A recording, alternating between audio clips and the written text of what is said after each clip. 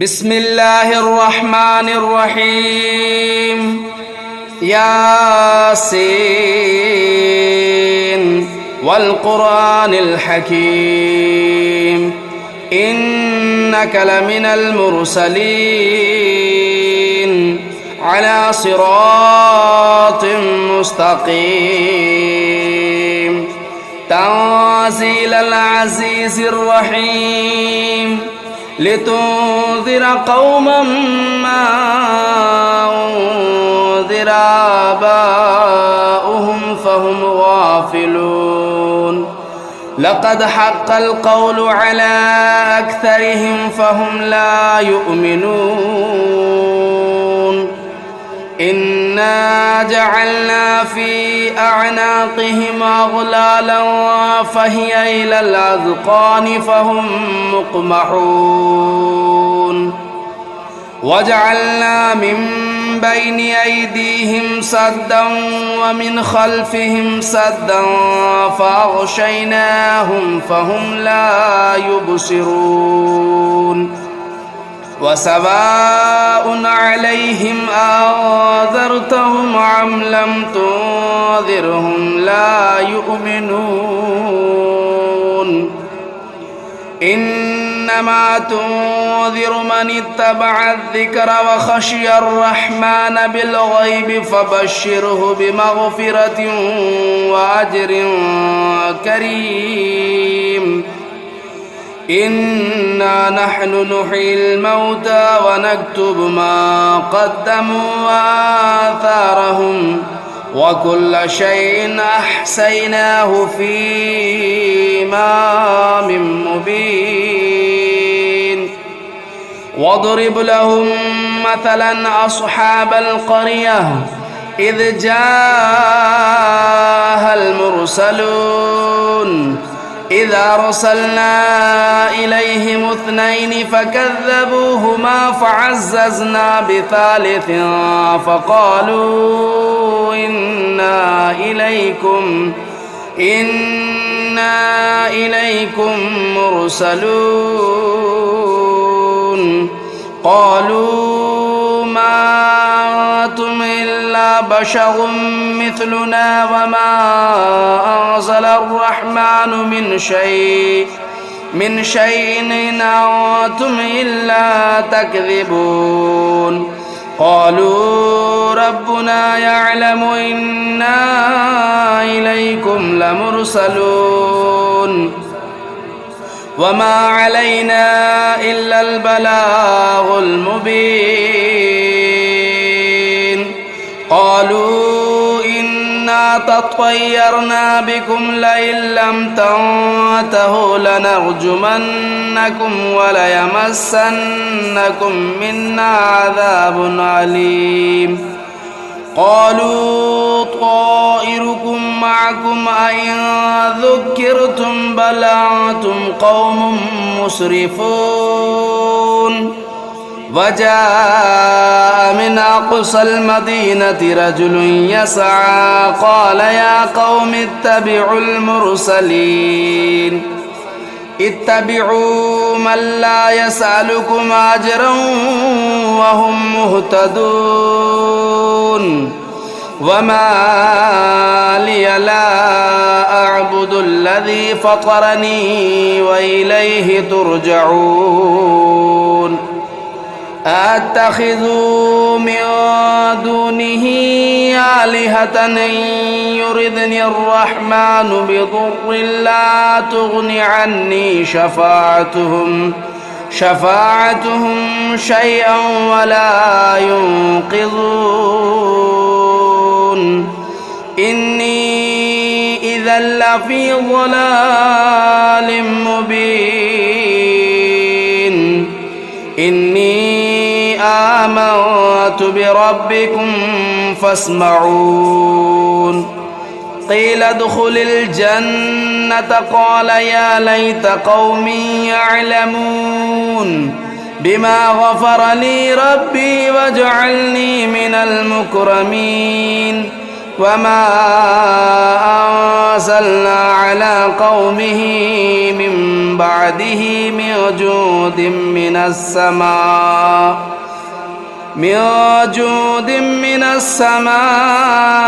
وما كنا منزلين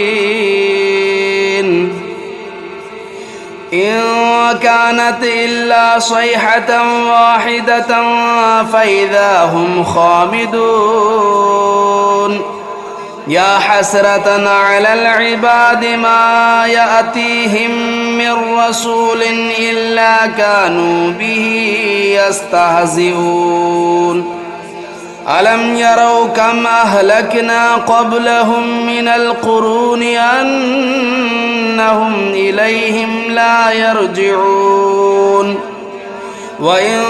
كل لما جميع لدينا محضرون وآية لهم الأرض الميتة أحييناها وأخرجنا منها حبا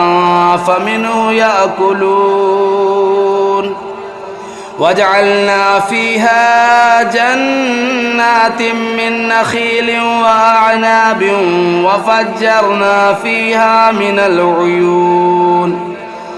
ليأكلوا من ثمره وما عملته أيديهم أفلا يشكرون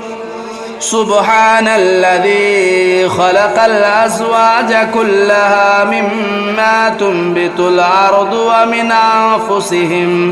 ومن أنفسهم ومما لا يعلمون وآية لهم الليل نسلخ منه النهار فإذا هم مظلمون والشمس تجري لمستقر لها ذلك تقدير العزيز العليم والقمر قدرناه منازل حتى عاد كالعرجون القديم لا الشمس ينبغي لها أن تدرك القمر ولا الليل سابق النهار وكل في فلك يسبحون وآية لهم أنا حملنا ذريتهم في الفلك المشحون وخلقنا لهم من مثله ما يركبون وإن نشأ نغرقهم فلا صريخ لهم ولا هم ينقذون إلا رحمة منا ومتاعا إلى حين وإذا قيل لهم اتقوا ما بين أيديكم وما خلفكم لعلكم ترحمون وما تأتيهم من آية من آيات ربهم إلا كانوا عنها معرضين وإذا قيل لهم أنفقوا مما رزقكم الله قال الذين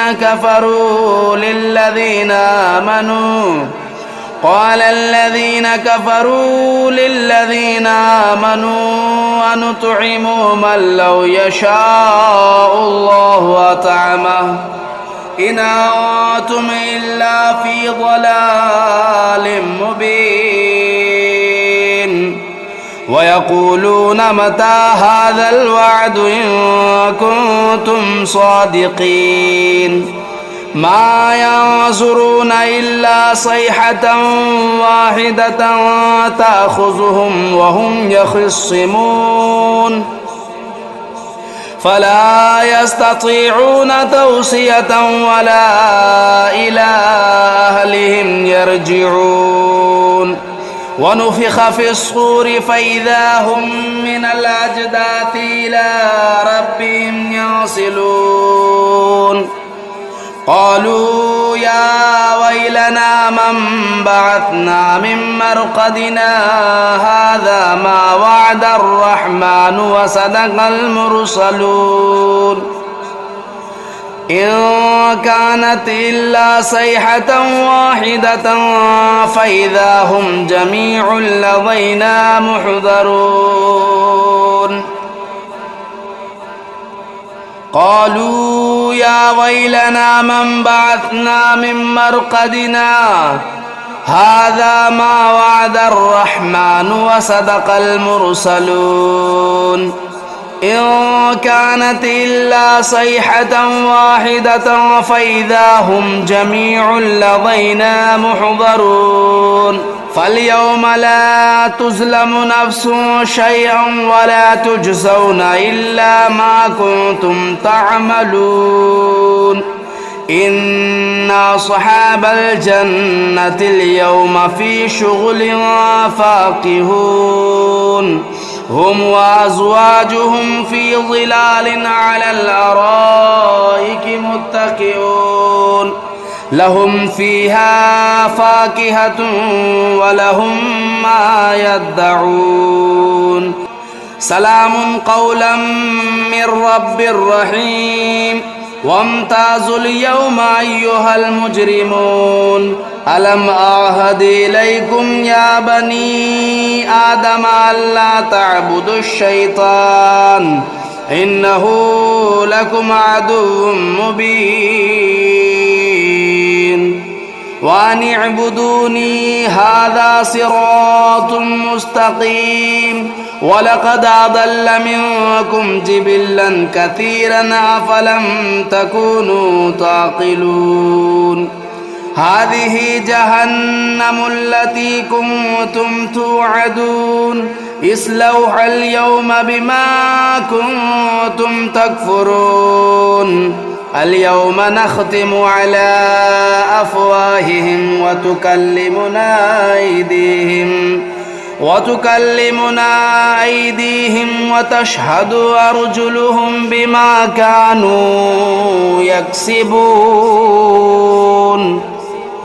ولو نشاء لطمسنا على أعينهم فاستبقوا الصراط فأنى يبصرون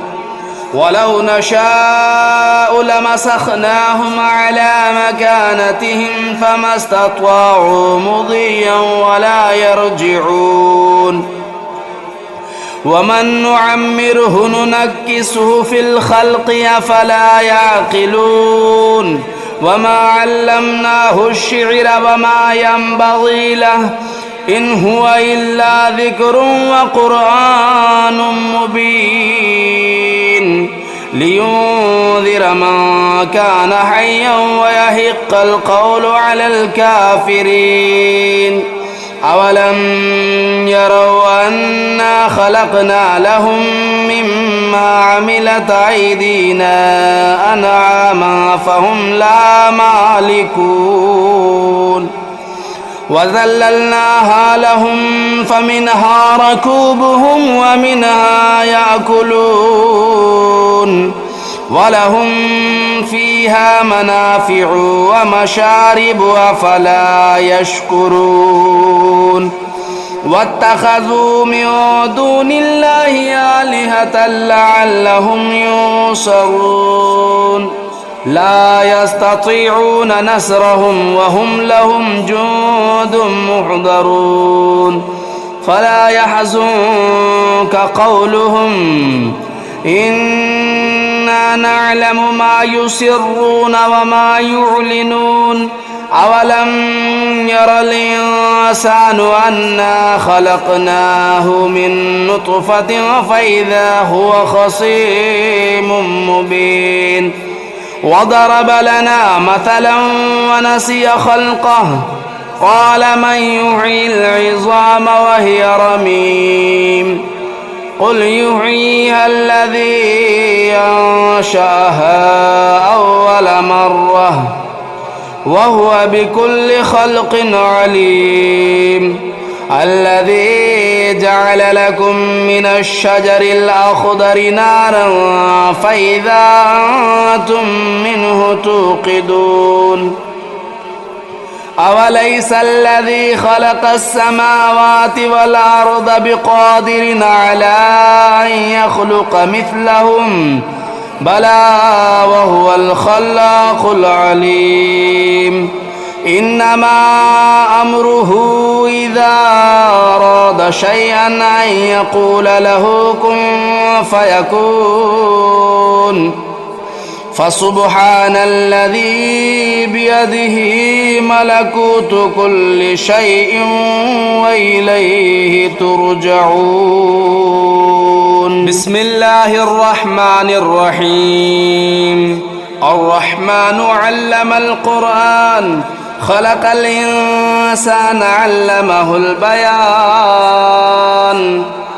الشمس والقمر بحسبان والنجم والشجر يسجدان والسماء رفعها ووضع الميزان ألا تطغوا في الميزان وأقيموا الوزن بالقسط ولا تخسروا الميزان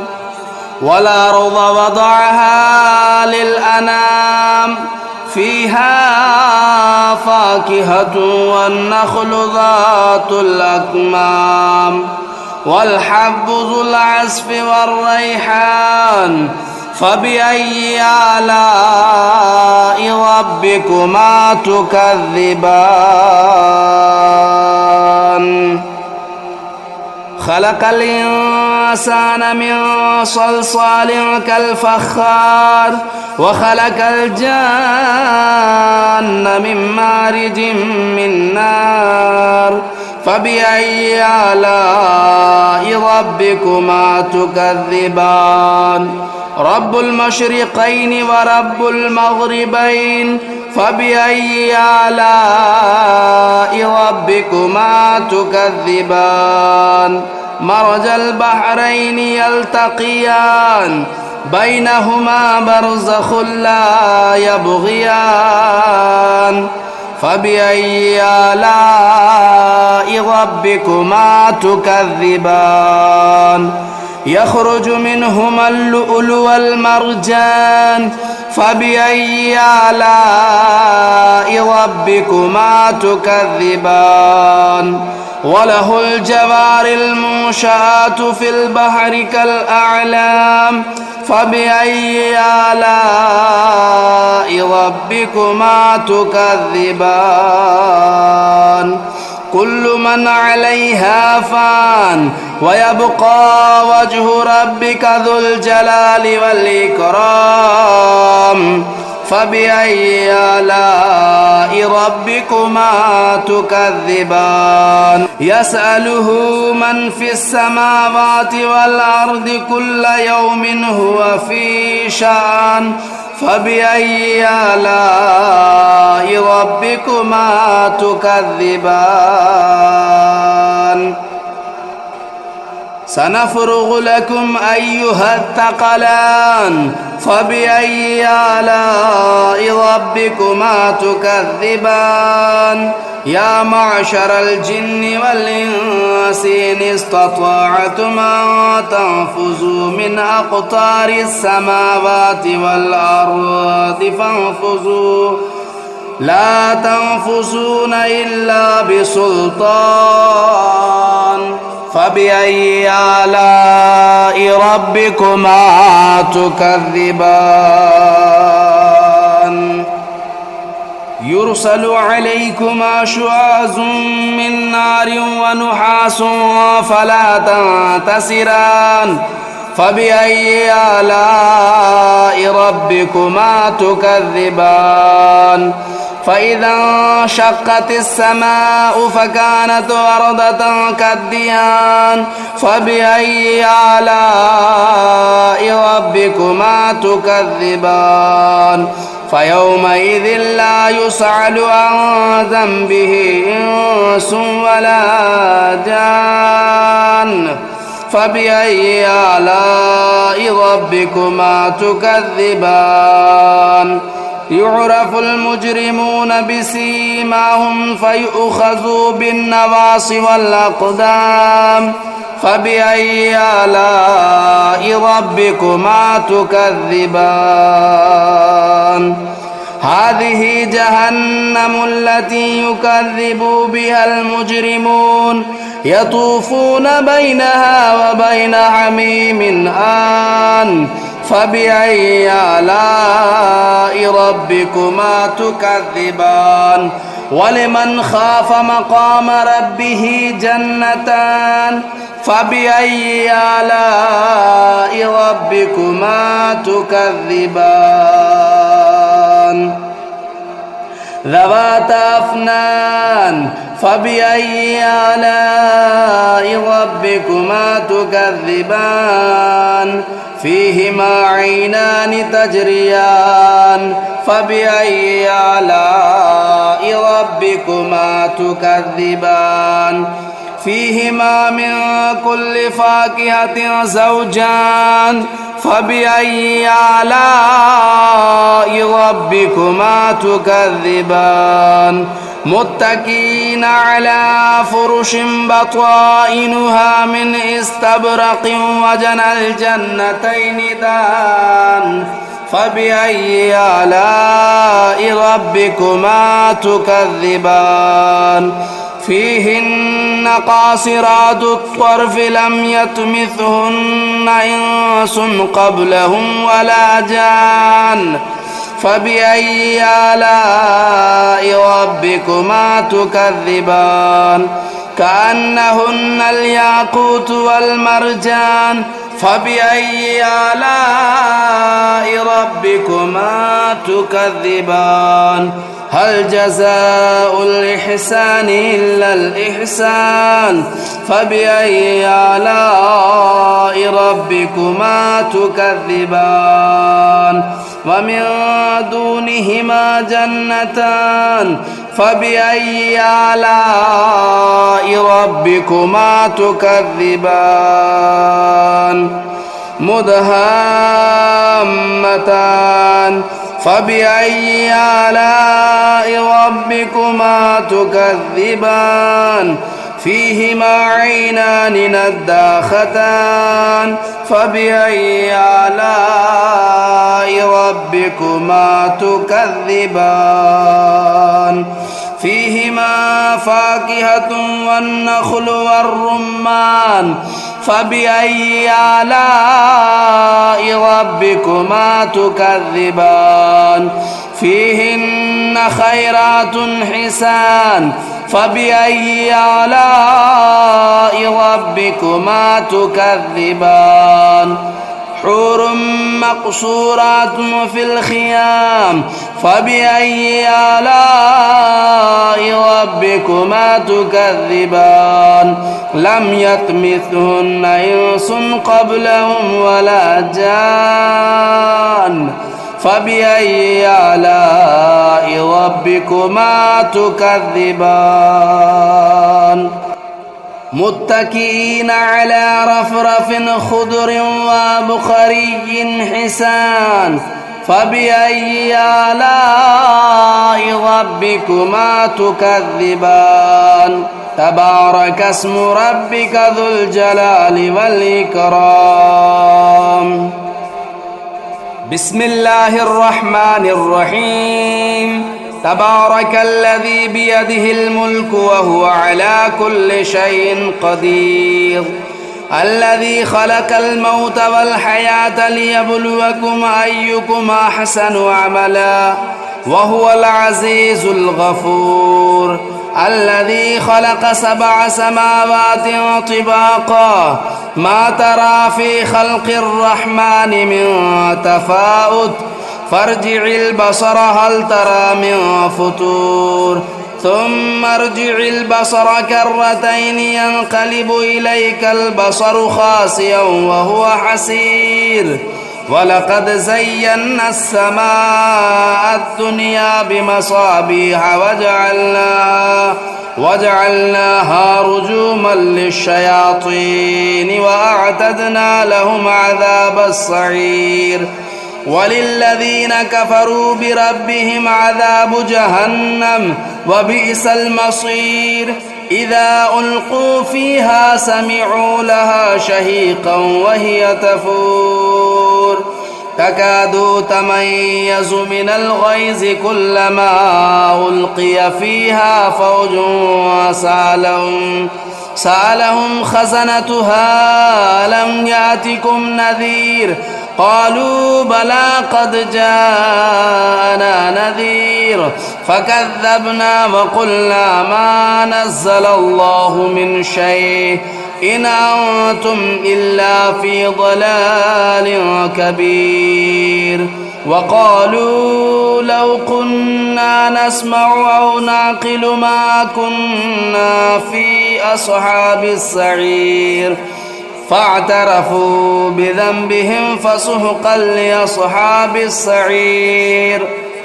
إن الذين يخشون ربهم بالغيب لهم مغفرة وأجر كبير وأسروا قولكم أو اجهروا به إنه عليم بذات الصدور ألا يعلم من خلق وهو اللطيف الخبير هو الذي جعل لكم الأرض ذلولا فامشوا في مناكبها وكلوا من رزقه وإليه النشور أأمنتم من في السماء أن يخسف بكم الأرض فإذا هي تمور أم أمنتم من في السماء أن يرسل عليكم حاصبا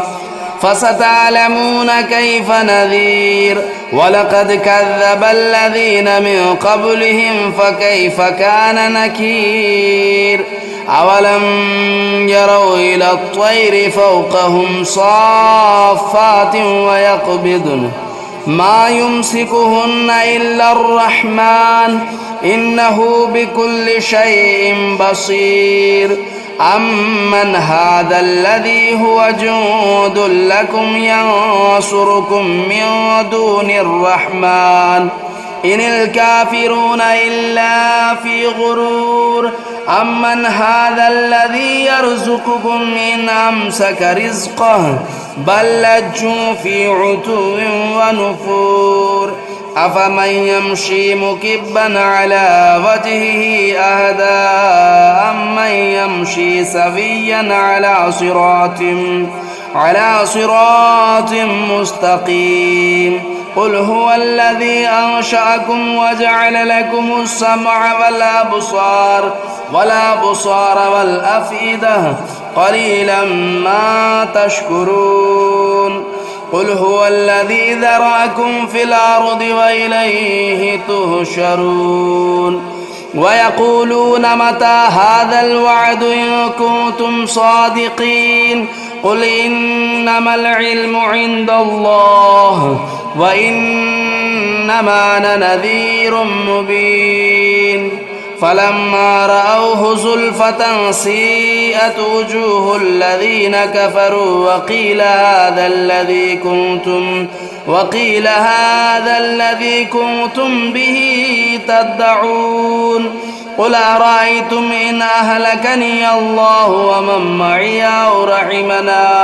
أو رحمنا فمن يجير الكافرين من عذاب أليم قل هو الرحمن آمنا به وعليه توكلنا فستعلمون من هو في ضلال مبين قل أرأيتم إن أصبح ماؤكم غورا فمن يأتيكم بماء معين